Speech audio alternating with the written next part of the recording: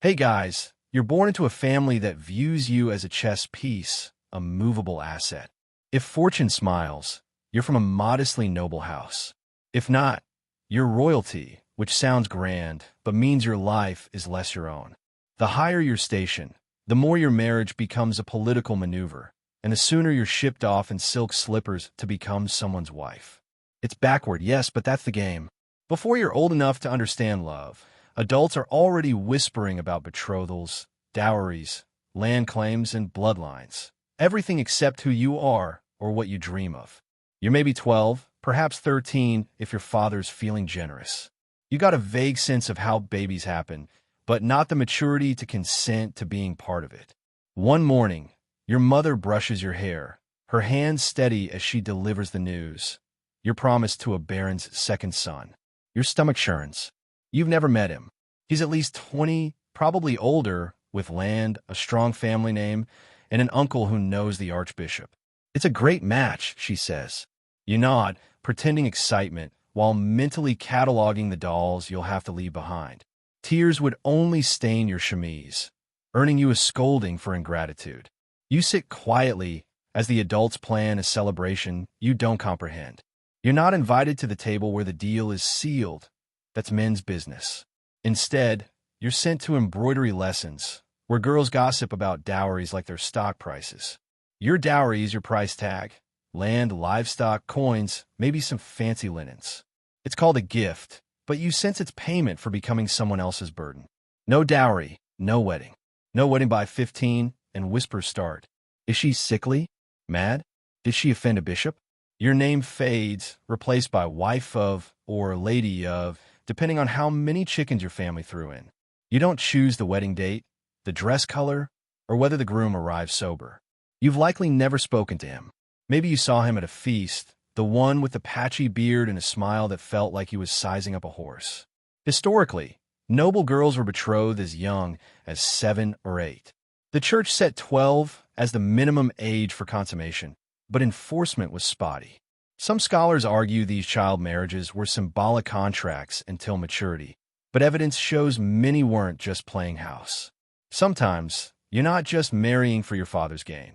You're a peace treaty, a living olive branch to end a feud. Your feelings? Irrelevant. If you're pretty, pale skin, large eyes, your value spikes, but too much wit or a loud laugh can tank your marketability. If your father falls out of favor or dies in battle, your engagement might collapse. Families once eager to claim you now act like you're invisible.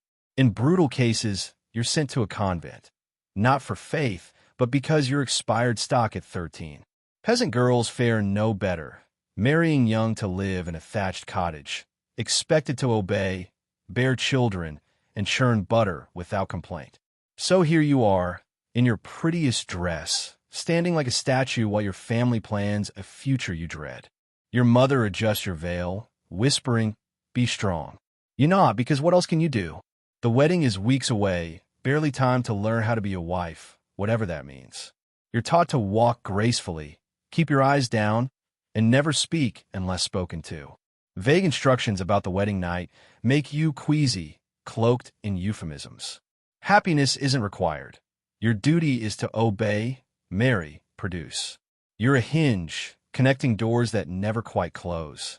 Your fears, your awkward shift from girl to woman, none of it matters. Every girl you know has seen this. Older sisters vanish behind high walls, their cries muffled. You mimic your mother's tired smile. You wake to chapel bells, each toll a countdown to your wedding. The village buzzes with preparations, but you're not the main character. You're leverage.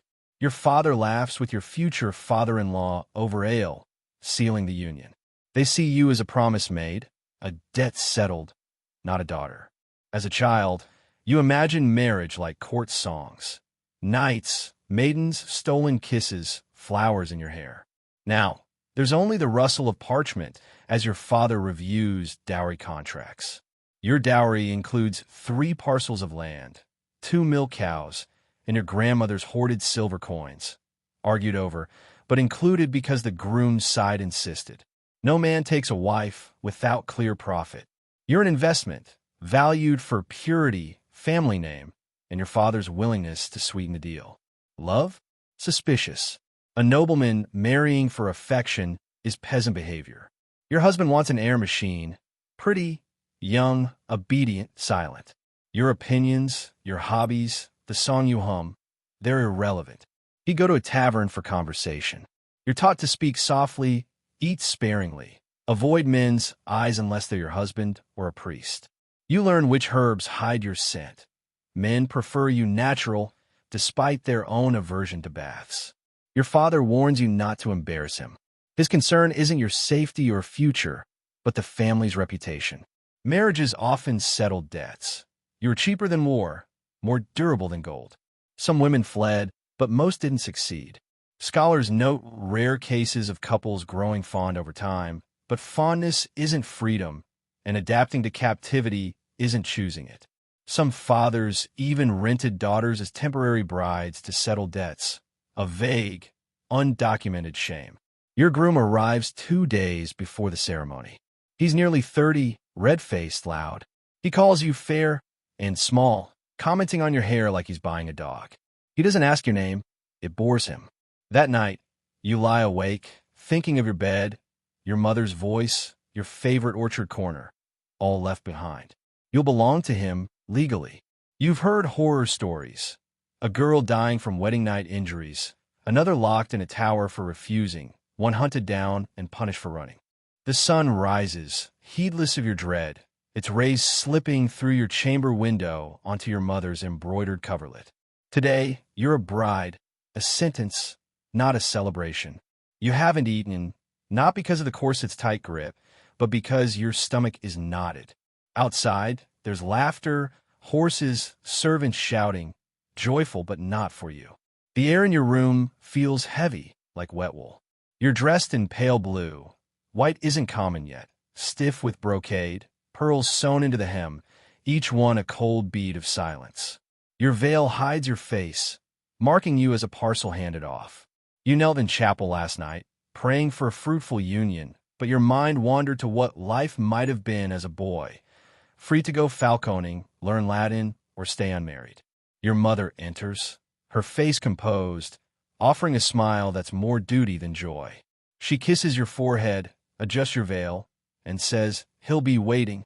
The ceremony is in the manor's chapel. The priest, cheeks pink from wine. Once you say, "I do," it's not about love or choice. It's "I obey." The words aren't a metaphor. They're a contract. Your vows bind you to obedience. Your husband cast, as the head of the house, the voice of reason, the arm of God. You're the echo, a silent partner in a deafening arrangement. At first, you try to take it in stride, telling yourself it's just the way things are, a cultural expectation you'll adapt to. Everyone has a role, right? But as days bleed into weeks, you feel your world shrinking, its edges tightening like a corset. Conversations you once joined now feel like locked doors.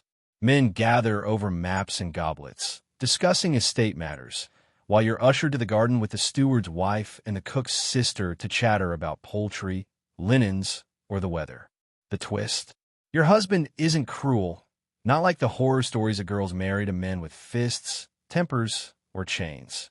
His control is polite, systematic, impossible to challenge without sounding unhinged. You begin to see how deeply this hierarchy runs. You were never taught to lead, only to follow with grace.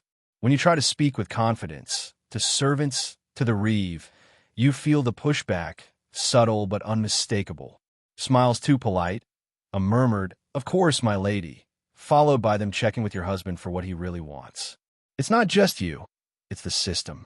Historically, marriage meant entering coverture, a legal doctrine that swallowed your identity into your husband's. You couldn't own property, sue, or sign contracts independently. Legally, you cease to exist as a separate entity, hidden beneath his authority. In chapel, when the priest speaks of man and wife becoming one flesh, it's not poetry. He means you're one person now, and he's the one. Walking through the orchard one day, you see a servant girl gathering fallen apples, her hands calloused, dirt smudged on her brow. Without thinking, you kneel to help. She stares shocked, whispering, "You shouldn't." That's not for you.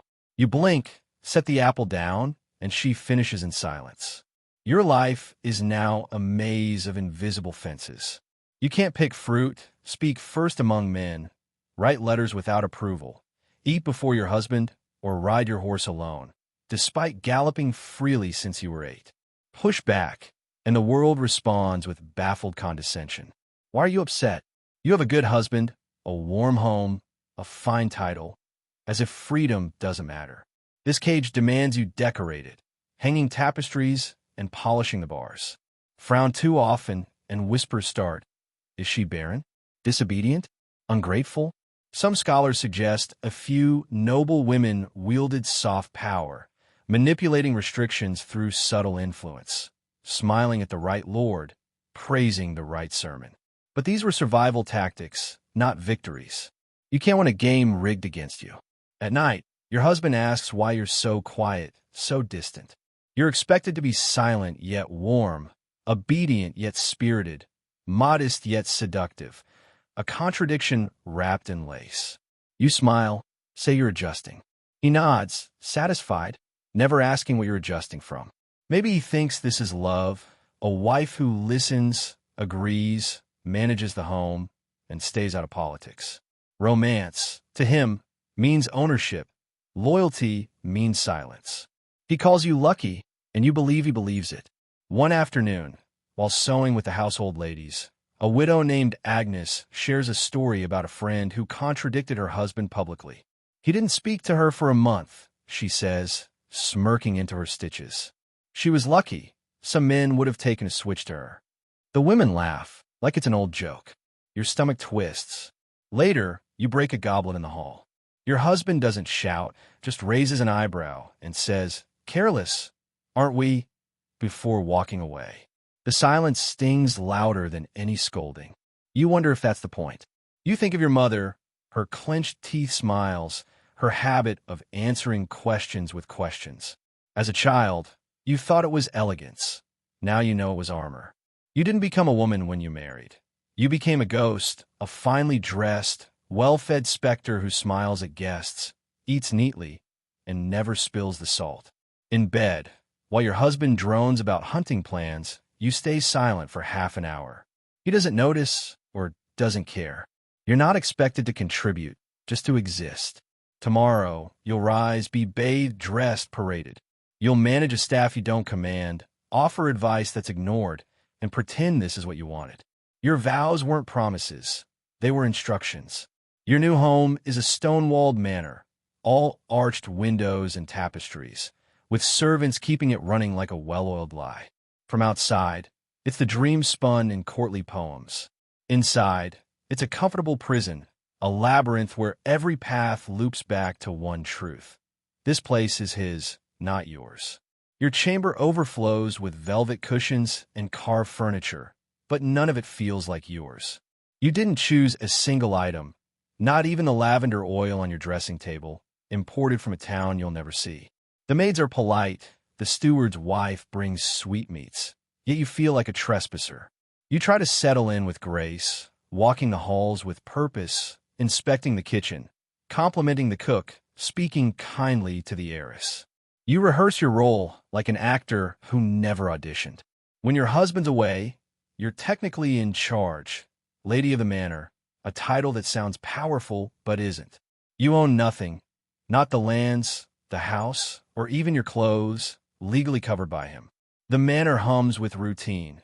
Servants up before dawn, cook fires lit, horses let out, linens aired, prayers muttered. You're expected to oversee, not labor, standing at the edge, smiling, nodding, offering suggestions that are followed only if convenient. You're a ceremonial fixture, like the Virgin Mary painted on the chapel wall, beautiful, serene, silent. Your husband isn't cruel, just thorough, a believer in order and roles. He praises your demeanor to guests, calls you well-mannered, dutiful, quiet in the best way. You wonder if he's ever met you. Your job is to manage food stores, assign tasks, monitor cloth supplies, host guests, all under his authority. You're an assistant manager of a shop you can't enter without permission. When you notice sheets stored too close to the hearth, and warn of fire risk, the housekeeper nods. But they're moved only after your husband repeats your words.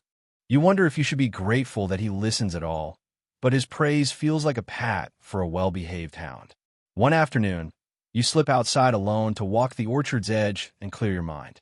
Within 20 minutes, a stable boy spots you and rushes to tell your husband. That evening, he gently reminds you not to leave without a companion. For your safety, he says, citing bandits in the woods. There are always bandits when a man wants to keep a woman close. Some noble women subverted these rules quietly. One kept a secret ledger, managing finances better than her husband. Another used herbal medicine to gain villagers' loyalty. But they hid their power because a woman in charge had to pretend she wasn't. Your rules are subtle but suffocating. You supervise servants but can't scold them harshly. It's unladylike. You could suggest a dish but not criticize the cook. Sing softly, read only devotionals, laugh modestly, dance when asked.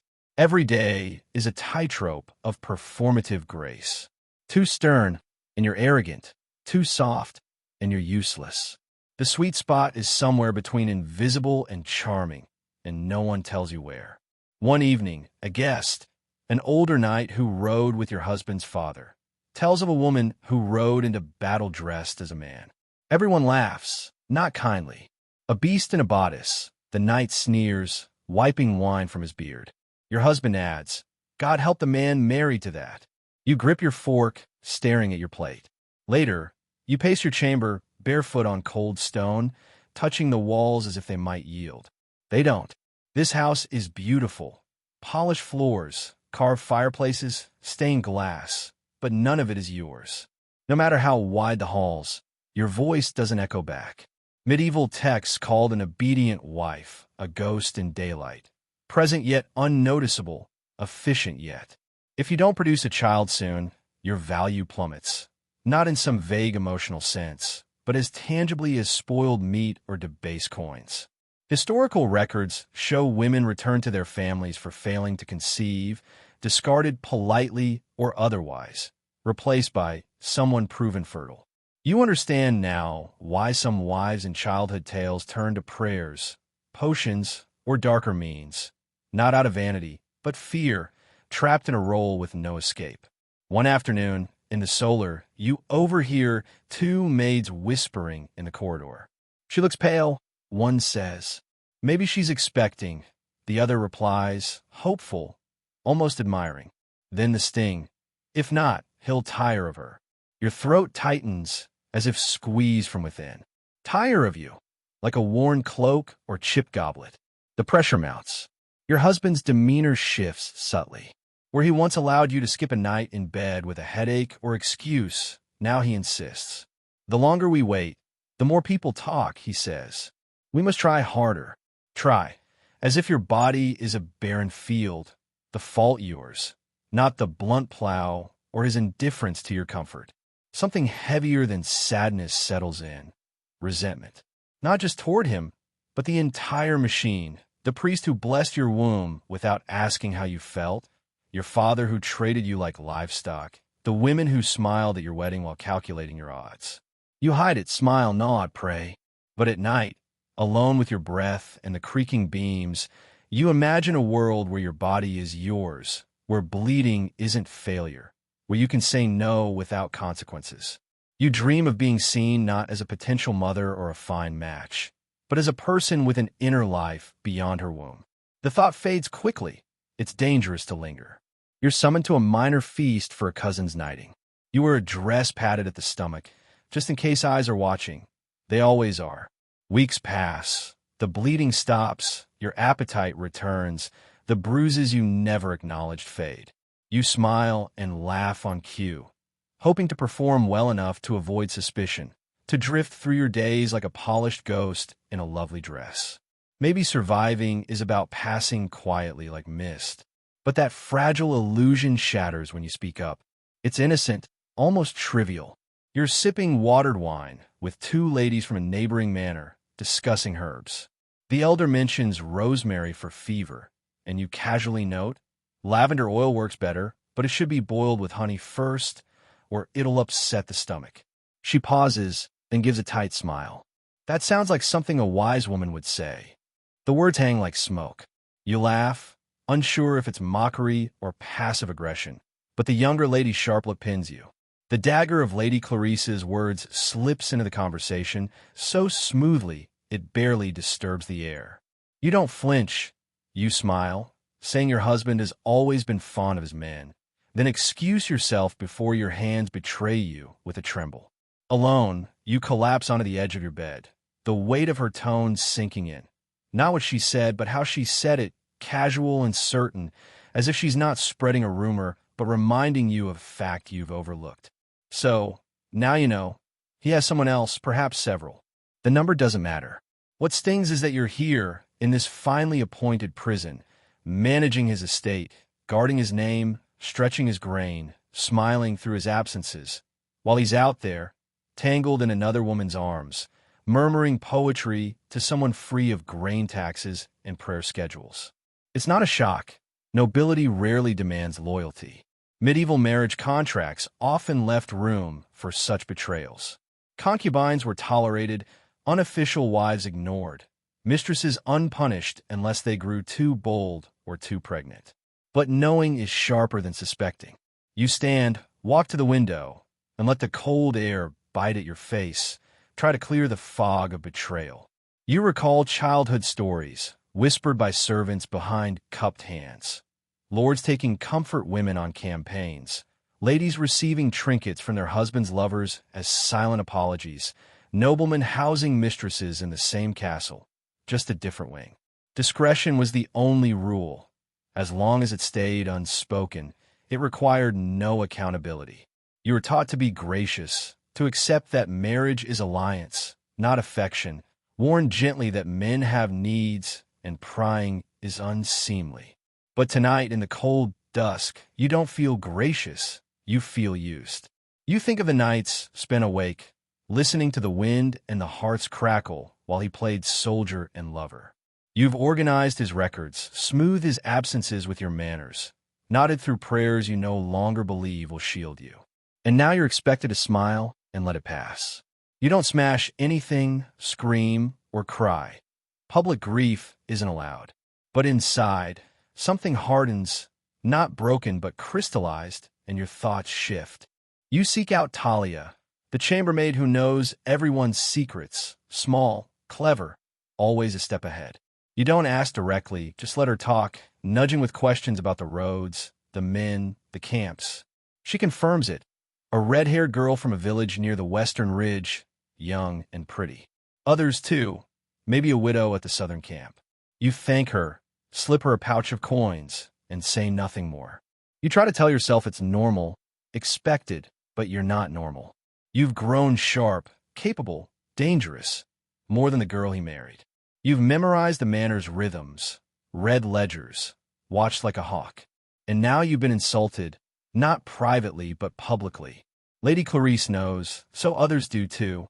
Your control is cracking, and in this world, a wife's strength is like plaster, solid until the cracks show, inviting others to pry and test you. You act subtly. First, you ensure Clarice is never invited back, the message delivered politely but firmly through the steward.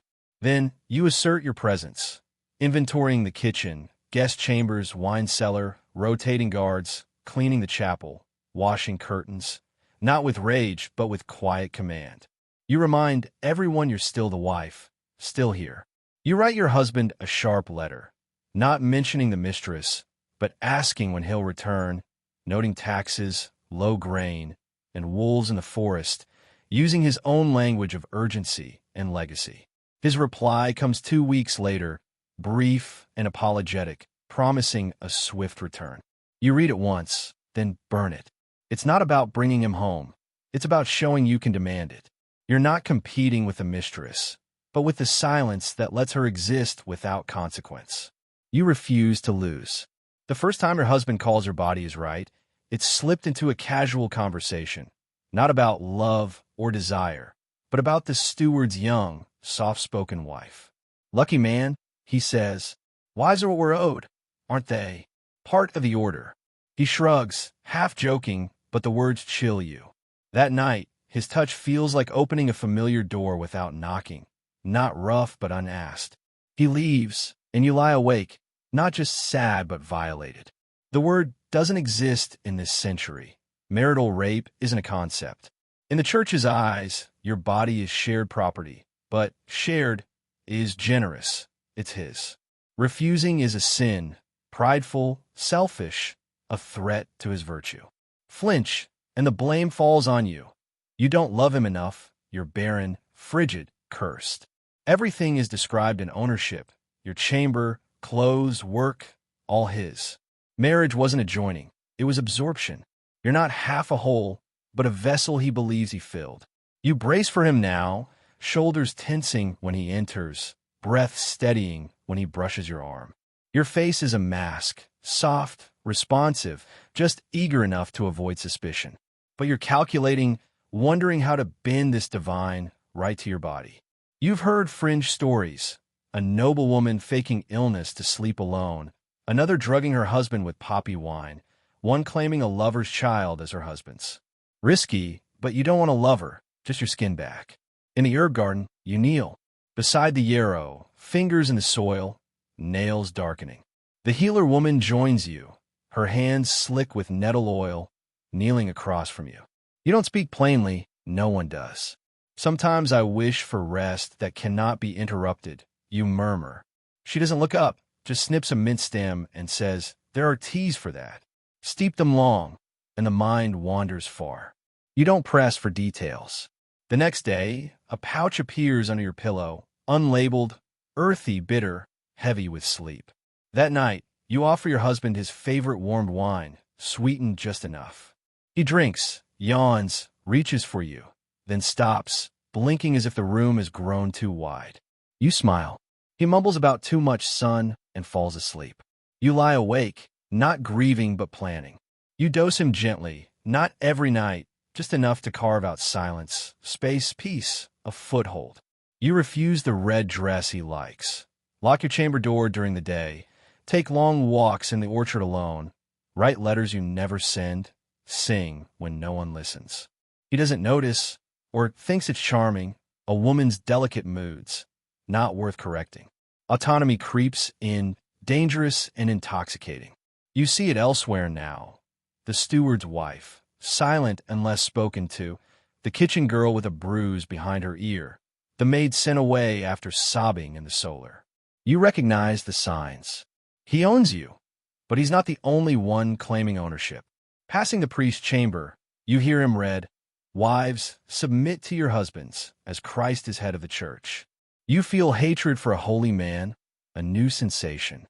The church sees your body as a tool for salvation, but not yours, his. They demand obedience, not salvation. You can't change the law, the church, or your husband, but you can sharpen your silence. You collect stories, mapping the women's secret language. Nods, hesitations, hidden bruises. You're not ready to act, but you're building something bigger than your bed. Poison, they say, is a woman's weapon. You've heard the tales. A king's third wife with pale hands, her husband dead in his sleep. A baron's widow brewing bitter tea. No trials, just rumors, funerals, and satisfied smiles. The idea visits you at night, patient, waiting for you to speak. You don't want him dead. That's too final. You want the option of power. The healer brings a satchel of herbs for the kitchen. Thyme, parsley, rosemary, and a sticky, dark bundle wrapped in oilcloth, its scent clinging to your fingers. You don't ask. She doesn't tell. You hide in the root cellar behind a loose stone near the vinegar barrels, where the superstitious cook won't look. It's not lethal, just enough to cause weakness, sweating, dizziness muddling a man's thoughts. You try it once, a pinch in his wine after he returns from war, reeking of perfume and stories he thinks you want. He grows foggy, forgets names, talks too long, abandons hunting plans.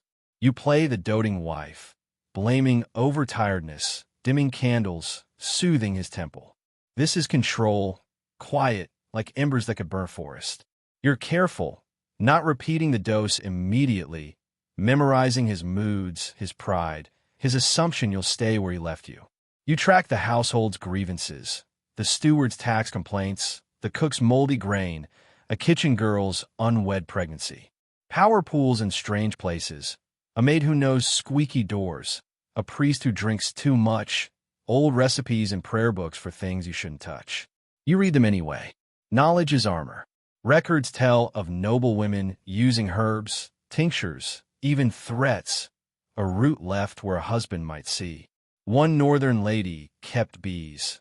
Her husband fell ill when he angered her, never dying but growing cautious, devout. She lived long, surrounded by grandchildren who praised her wisdom. You don't want myths, just life, breathing without flinching, sleeping without waiting for footsteps, eating without feigning hunger. If fear is what it takes, so be it. Fear is love in a woman's hands. He returns from a trip, his cloak carrying a sweet, floral scent foreign to your house. He mutters about a girl at the southern villa with angel's hands. The bitterness rises, but you swallow it, shaping anger into something useful. That night, he pushes his stew away, claiming it's too salty, hands shaking, face pale. You feign shock, call the healer. She diagnoses fatigue, prescribing rest and less wine. He glares, as if it's your fault. The illness lingers 3 days, too long. Accusations creep in, not direct, but implied. He questions the food, the servants, who pours his wine, what books you read. Why would I harm you? You ask, brushing his clammy forehead. You're all I have. He believes you, or pretends to. Poisoning a husband is treason, punishable by fire, not hanging, but burning.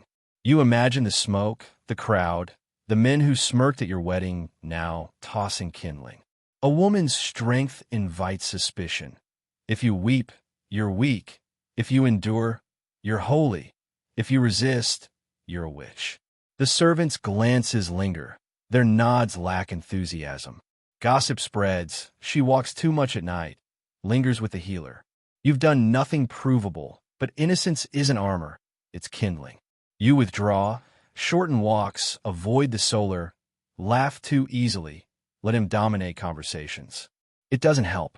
He watches you with distrust, asking about the cook, the maid's behavior, never his own indulgences. You're the obvious scapegoat. Then the bishop arrives unannounced, kissing your hand, praising your well-kept house, your devotion. It's an inspection, not a visit.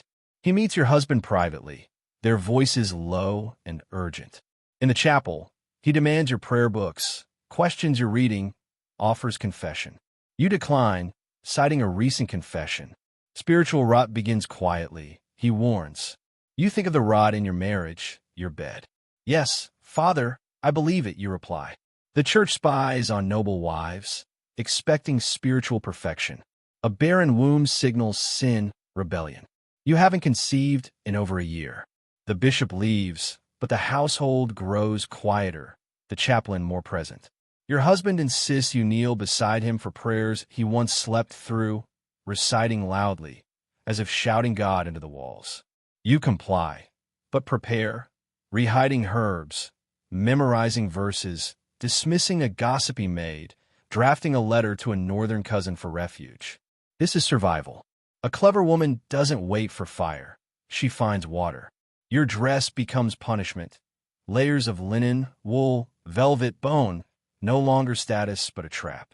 Each morning, 2 maids spend 20 minutes binding you into a burgundy gown, tight-laced, gold-stitched, beautiful but suffocating. The corset bites, the collar pinches, the shoes are stiff as wood. You haven't breathed fully since breakfast. Your husband polices your wardrobe, the yellow gown too bright, the green kirtle worn too often, sending a message he won't define. In the brass mirror, you see a composed lady, not the bruises beneath. Fashion is submission, stitched into every seam, signaling wealth, status, chastity. The church demands modesty. Your husband demands approval. A new priest comments on low necklines, calling modesty the soul's mirror. You nod, then vomit behind the chapel. Your hair is covered, coif, veil, or wimple, hiding expressions, thoughts you. Too plain, in your mourning, too bold, and you're suspect. During a cousin's visit, you faint, not dramatically, just sinking like a dropped cloak. Too tight. A maid mutters, loosening your stays. Your husband blames you. Balance form and function. You embarrassed yourself. You nod, but hide a knife in your sewing kit. Not to stab, but to have options. You practice looser seams, breathing through bone, hiding needles in sleeves, a seam ripper in your prayer book. Your body becomes a survival toolkit, armor for war. He doesn't die. That's too clean. Instead, he turns devout, kneeling until the chapel stones mark his knees, fasting, praying, correcting your posture. You think it's guilt, but it becomes meetings with clergy, letters to the bishop. Over breakfast, he says, I've spoken with Father Emmer about your spiritual condition. There's a convent, peaceful, for reflection. Stillness, he calls it exile, you know. Noblemen sent willful or barren wives to convents, a polite disposal without blood. You don't argue, just smile. That night, you plan, listing loyal friends, unguarded exits. You visit the chapel, studying keys, locks, pre-schedules. You praise the cook's daughter, give coins to the stable boy, ask your old maid about her knees. You've been the household's engine. Now you pull strings. A letter arrives, and signed. There's room for you here. Someone knows. You request to see the convent, and your husband agrees, thinking you surrendered. The abbess speaks of obedience, silence, ego stripping. You nod, leave, and tell him it's beautiful. He arranges your stay. No trial, just spiritual pretense. You write 3 words, it's happening soon, hiding them in the steward's niece's sewing basket. In your chamber, you unlace your gown, look in the mirror, and see a woman dressed for war. Departure day dawns like a wedding, crisp and blue. Your husband, in dark wool and silver buckle, gestures to the carriage. His hand brushes your arm, stirring memories of bruises. 2 guards escort you, silent, as you play the penitent lady. The convent looms at dusk, stone buildings clinging to a hilltop. The abbess, serene but steely, assigns you a sparse chamber, straw mattress, wooden cross, 1 trunk. No letters, jewelry, or mirrors. You're a girl again, reshaped to fit. The first week, nuns watch your every move, eating, praying, hesitating. You perform perfectly, but at night, you recite your plan like a prayer. By the 10th day, you plant seeds of suggestion, commenting on a novice's limp, praising your husband's taste in onions, correcting a psalm sweetly in public. Convents, historically, were powder kegs of silenced women, ripe for resistance. You learn Sister Adeline drinks communion wine, the abbess hides your husband's letters, the chapel lock is rusted, and the healer's cousin delivers vegetables every Thursday. You leave a note in his apron. Soon, watch the southern road. The abbess summons you, holding your husband's letter, asking if you're improving. I'm quieter than ever, you say. She's satisfied. You're strategic. Escape is set for Thursday, when the convent doors open for deliveries. Sister Beatrix, arthritic, and Sister Alva, distracted, unload. The driver barely speaks. You wear a gray shift, hair cropped, buried under time. At dawn, you dress in stolen slippers, move with rhythm, and climb into the cart, hiding under cloth. Sister Thera calls Lady, her eyes sad or admiring. You meet her gaze. She turns away.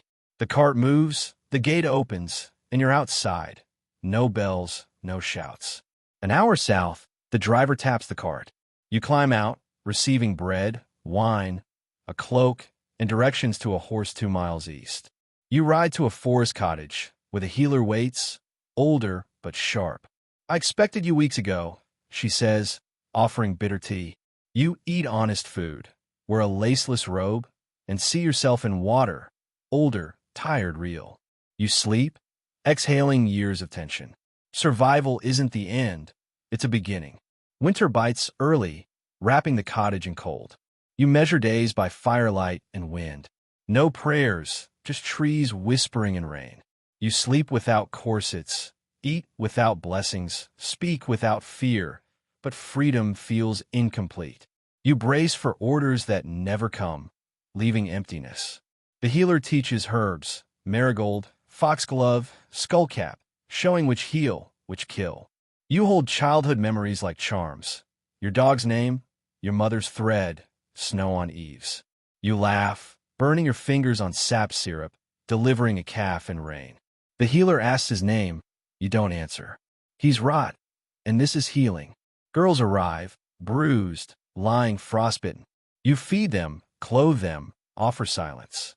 Isabel, a merchant's daughter, brings books, including hidden poetry you laugh over. Historically, women's networks, midwives, healers, helped others disappear. You write coded stories, hidden behind the hearth. Riders pass, but none stop. The healer teaches traps, poisons, vanishing. You'll lead when I'm gone, she says. You're ready. Ellen, the first girl, stays, learning herbs clumsily, laughing freely. More girls come, and you teach them, reading, brewing, wielding a fire poker. The healer dies quietly, leaving a note. It's yours now. You bury her under a yew, planting lavender. The cottage is your legacy. You're no longer a bride or runaway, but a protector, a secret whispered in the woods. Girls keep coming, fleeing systems that treat women as currency. You open the door again and again, building refuge, purpose, freedom. You don't return to the manor or kneel in its chapel. You're the ending no one expected, a healer, not erased but alive, helping others live, never asking permission again.